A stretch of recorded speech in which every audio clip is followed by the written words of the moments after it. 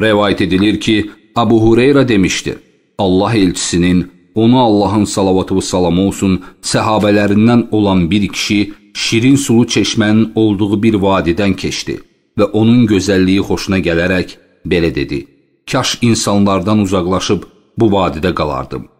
Ancaq Allah elçisindən, ona Allahın salavatı və salamı olsun, izin almayınca heç vaxt bunu etmərəm.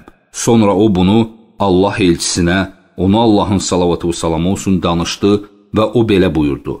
Belə etmə.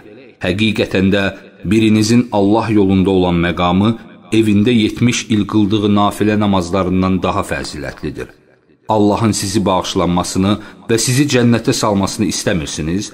Allah yolunda döyüşə çıxın.